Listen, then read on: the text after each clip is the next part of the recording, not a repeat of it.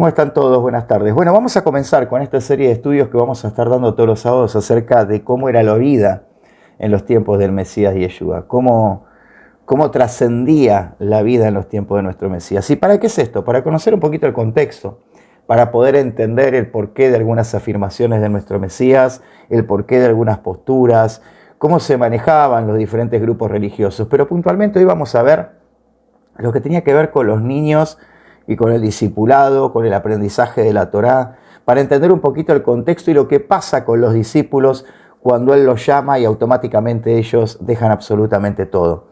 El método educativo por el cual tenía que pasar todo joven varón, ese método de aprendizaje de la Torá, era netamente de memoria. Ellos tenían que aprender la Torá de memoria. Hasta el día de hoy, los hasídicos, los ortodoxos y muchas de las ramas dentro del judaísmo tradicional siguen tomando esto en cuenta y siguen practicándolo.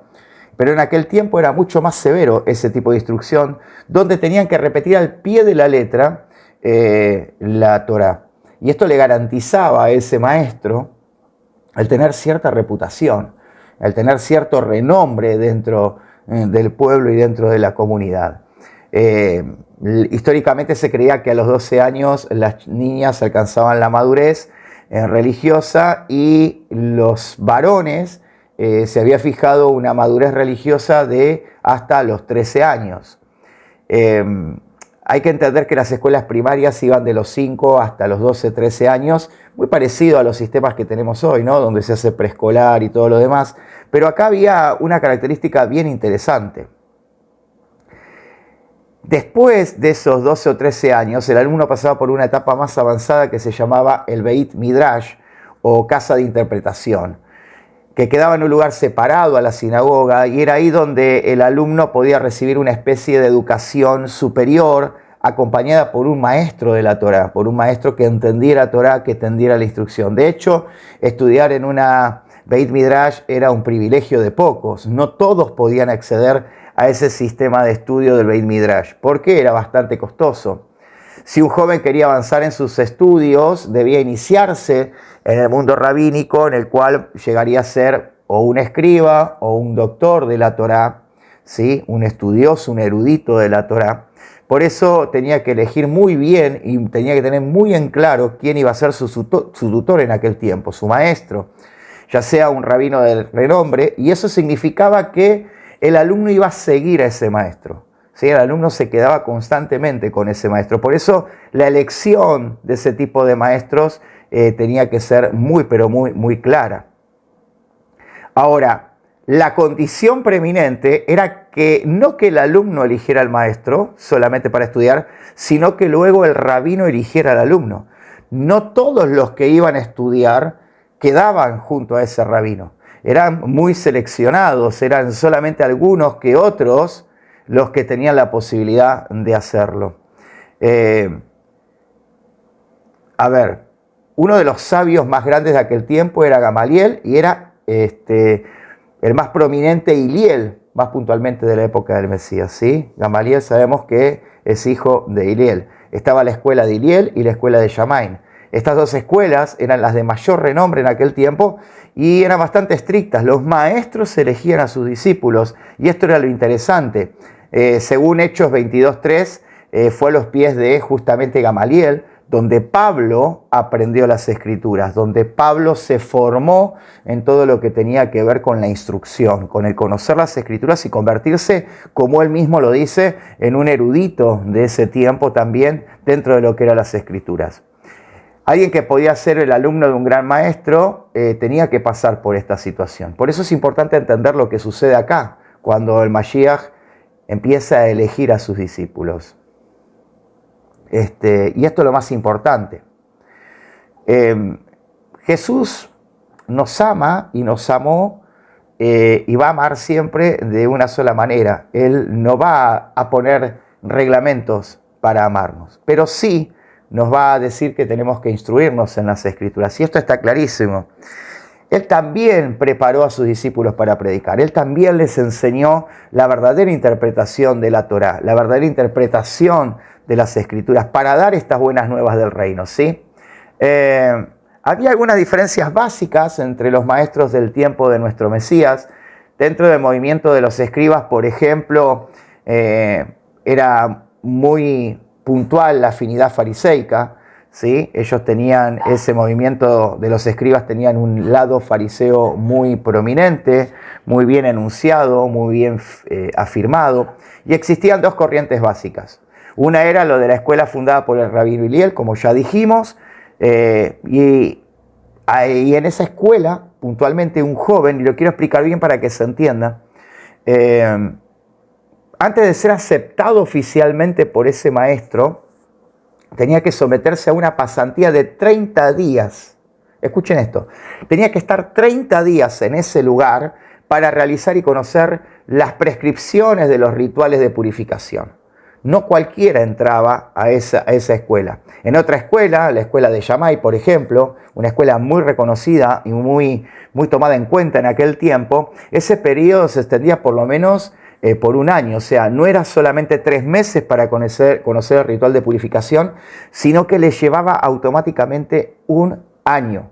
Aunque no tenemos mucha documentación en cuanto a esto, no tenemos mucho material para poder seguir avanzando sobre cómo se manejaban en aquel tiempo, tenemos informaciones valiosas que están adaptadas al segundo siglo, ¿sí? De nuestra era, y que pueden servirnos muy bien para entender e interpretar cómo se manejaban estas escuelas rabínicas de aquel tiempo. En el segundo siglo también muestra lo mismo, tercer siglo, cómo se manejaban las escuelas rabínicas y cómo vuelven a continuar con esto, luego de muchísimos años, en lo que hoy conocemos como la modernidad. Según las fuentes más antiguas, a partir del segundo siglo, cuando un joven estaba estudiando en un colegio superior de Beit Midrash, debía caminar todo el día, abstenerse de todo tipo de trabajo. El estudio comenzaba al amanecer y terminaba cuando se caía el sol. O sea, no era que tenían todo el tiempo para pasear, no. Ellos estaban todo el día, desde la mañana hasta la noche, estudiando junto a sus maestros. Y esto es importante que lo entendamos para entender cómo era la cultura. Estos grupos de alumnos caminaban de un lugar a otro, eran prácticamente como nómades, porque ellos tenían que a su vez aprender culturas nuevas. Así que la familia de ese joven tenía que ser una familia adinerada. ¿Por qué? Porque tenía que sostener toda la educación de su hijo, además de que tenía que con dinero sostener el estudio que estaba tomando junto a este rabino. De hecho, vemos que los seguidores de nuestro Mashiach, alrededor de ellos había mujeres que contribuían al desarrollo, al crecimiento y también al sostenimiento del ministerio, no solo del Mesías, sino también de todos aquellos que eran sus discípulos, como lo podemos ver claramente.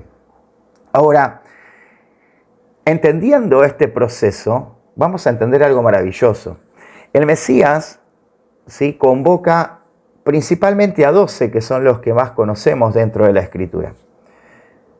Conocemos a estos 12, según lo que nos cuentan las Escrituras, por su nombre, y donde dentro de este grupo la mayoría, en realidad la totalidad, eran judíos. Conocían muy claramente la Torá, pero no habían tenido la posibilidad de estar cerca de un rabí, cerca de un maestro.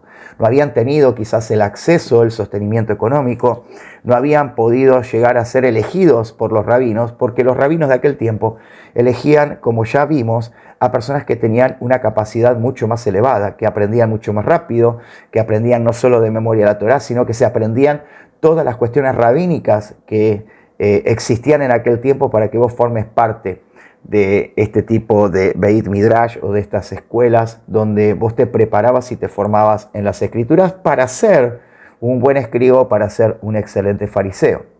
Entonces nos damos cuenta que ellos fueron rechazados. ¿Por qué? Porque no solo económicamente, sino también por su condición o porque quizás no tenían la capacidad para aprender de la manera que estos rabinos exigían, ellos quedaron excluidos de esta posibilidad. Y al quedar excluidos de esta posibilidad, no se los tomaba en cuenta como personas que tuvieran la capacidad de comprender las cuestiones que venían de parte de la Torá y de parte del Eterno. Y ahí es donde aparece el Mashiach, ahí es donde aparece Yeshua y comienza a buscar estos hombres. Y vamos a ver características importantes de cada uno de estos hombres. Dentro de estos 12 que nosotros vamos a ver que acompañaron al Mashiach, estaba un celote, ¿sí? Una persona que formaba parte de un grupo que se dedicaba de manera bastante peligrosa a ir en contra de Roma. Ellos formaron un grupo donde hasta quizás le quitaban la vida a soldados romanos o a todo aquello que tenía que ver con la amenaza de Roma sobre el pueblo de Israel, o sobre Judea en aquel tiempo, o Jerusalén como lo conocemos. También tenemos dentro de ellos a Natanael, un verdadero israelita en el cual no hay engaño, ¿no? Alguien que abrazaba la Torá, alguien que tenía expectativas quizás y sueños de ser el discípulo de uno de estos rabí, pero que lamentablemente, seguramente por alguna cuestión, ya sea de capacidad, de inteligencia o de economía, no había podido acceder a ser parte de esto. Luego tenemos a Mateo, un recaudador de impuestos, alguien que elige luego en su adultez estar al servicio de los fariseos, pero netamente ligado a lo que es el cobrar impuestos por medio de Roma, por lo cual comienza a ser tomado como un impuro, como un traidor a su propio pueblo, y comienza a ser dejado de lado. Y así podíamos ir con todos los discípulos. Vemos también que Yohanan el Inmersor, o como lo conocen hoy, Juan el Bautista, según la traducción, también tenía sus discípulos, ¿no? Los esenios, que lo vamos a ir aprendiendo porque vamos a conocer cada una de estas temáticas, los esenios, los fariseos, los saduceos. Los esenios tenían una práctica bastante interesante, ¿sí? Y Yohanan el Inmersor formaba parte de esta comunidad de los esenios, los cuales sí practicaban Torá, pero que estaban sumidos en, digamos, de alguna manera mucho más alejada del común de los que practicaban Torá. Estaban muy por fuera de todos estos principios halágicos, de Guemará, estos takanot impuestos por los fariseos, ¿no? Estos principios de hombres,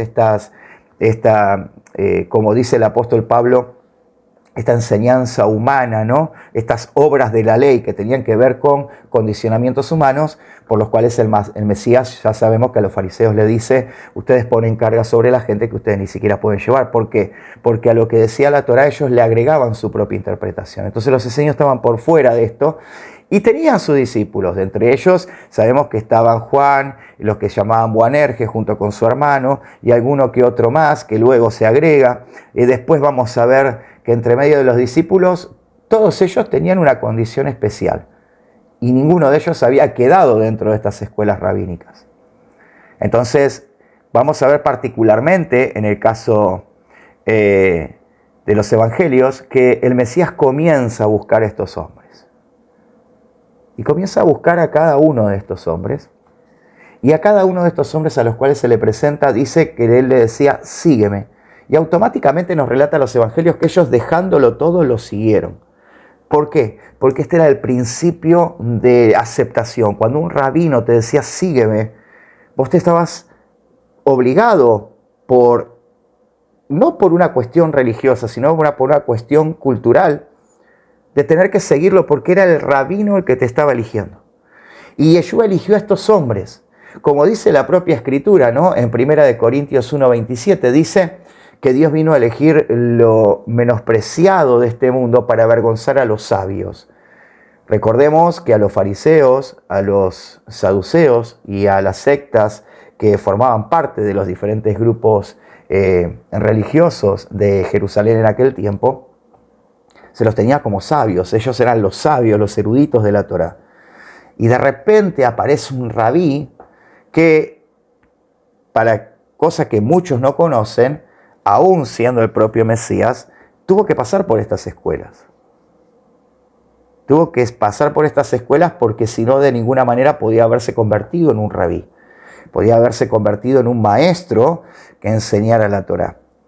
Tenía que cumplir, por eso cuando él pasa por la inmersión de la purificación, la tevilá de purificación, para iniciar su predicación de la Besorá, de la Buena Nueva, vemos que él le dice a Yohanan el Inmersor, es necesario que cumplamos con toda justicia, o sea, es indispensable que cumplamos con lo que está establecido. ¿Para qué? Para que su ministerio rabínico, en el cual él tuviera a sus discípulos, estuviera avalado. Por eso vemos claramente que siempre buscaron cómo tentarle, siempre buscaron cómo hacerlo caer, siempre buscaron cómo mostrar que él no estaba de acuerdo con aquellos principios, como dijimos antes, humanos, puestos por encima de la Torá, totalmente ajenos a la Torá, pero que los fariseos lo tomaban como algo religiosamente necesario. Entonces el Mashiach viene con un mensaje, Yeshua viene con un mensaje totalmente diferente, donde nos enseña, y él enseñaba en aquel tiempo, la Torá tal cual la Torá era. Fuera de toda presunción humana, fuera de todo preconcepto humano, fuera de todo preconcepto denominacional como lo tenemos hoy, ¿no? Donde le agregan a las escrituras principios, dogmas y creencias que no van de acuerdo a las escrituras. Y lo mismo pasaba en los tiempos del Mesías. Y vemos que él cumplió con todo esto, ¿para qué? Para que cuando llegara el momento de presentarse como un maestro, porque sabemos y tenemos bien en claro quién era el Mesías, pero en esa función de maestro que él tenía con sus discípulos, él tenía que ser reconocido. Y para ser reconocido tuvo que cumplir con todas estas cuestiones. Todo tal cual nosotros lo hemos enseñado desde el principio de este video. Y ahí lo vemos al Mesías llamando a estos hombres que no tenían quizás un nivel cultural o un nivel económico y que ni siquiera habían alcanzado la posibilidad de que un rabino los aceptara. Por eso ellos no dudaron. Automáticamente cuando el Mesías le dijo sígueme, fueron corriendo detrás de él y se acercaron a él y se quedaron con él y convivieron con él esos 3 años y medio. Esos 3 años y medio representan algo. ¿Qué representan? Alguien que aprendía Torá, estudiaba Torá durante 3 años y medio junto a su maestro. 3 años y medio eran los que tenían que pasar. Y vemos que ellos lo pasaron. Vemos que ellos estuvieron ese tiempo con el Mesías.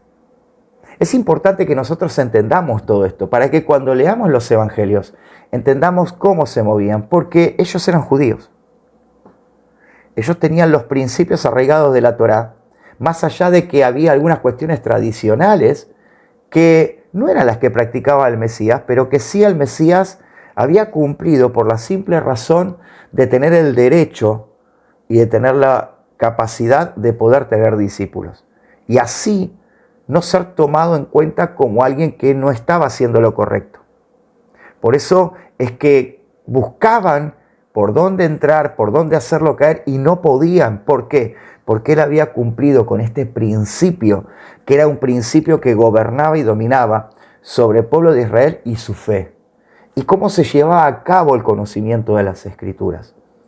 Nosotros en estos tiempos modernos nos creemos que aprender Torá o que aprender las Escrituras que son las originales está mal y que automáticamente nos judaizamos y hacemos eso. Pero eso es un grave error, porque la realidad es que todo hombre, toda mujer, toda persona que sigue a Adonai, que abraza las Escrituras, que abraza a nuestro Mesías Yeshua, tiene que aprender las Escrituras.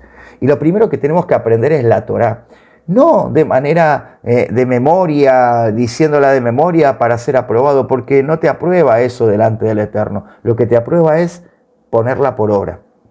Porque no son los oidores de la Torá los justos ante Adonai, dice Pablo, sino los hacedores. Entonces, si nosotros aprendemos todas estas cosas, nos vamos a meter cada vez más en este mundo de las Escrituras y a entender cómo era el sistema, cómo se movía el sistema en los tiempos de nuestro Mesías. Por eso no te pierdas el próximo video, donde vamos a estar aprendiendo acerca de los fariseos, los saduceos, los herodianos, los esenios, cómo eran los diferentes grupos religiosos de aquel tiempo, cuáles eran sus prácticas, qué era lo que hacían, qué cosas estaban según la Torá y qué cosas estaban según sus propios criterios y sus propios dogmas denominacionales o sectarios. Así que no te pierdas estos estudios y esperemos que esto te haya sido de bendición y te ayude para que cuando leas las Escrituras puedas abrir un mundo de luz que te permita entender mucho más cuál era el contexto y cómo se movían y cómo eran las cosas en ese tiempo. Te mando un abrazo grande, te mandamos esta bendición de parte del Todopoderoso para que tu vida crezca y tu vida abunde en sabiduría y conocimiento de Adonai. Que nuestro Mesías Yeshua te bendiga, que la paz del Todopoderoso caiga sobre tu vida y que tu familia sea bendita en este día. Shalom a todos y hasta el próximo video del próximo sábado.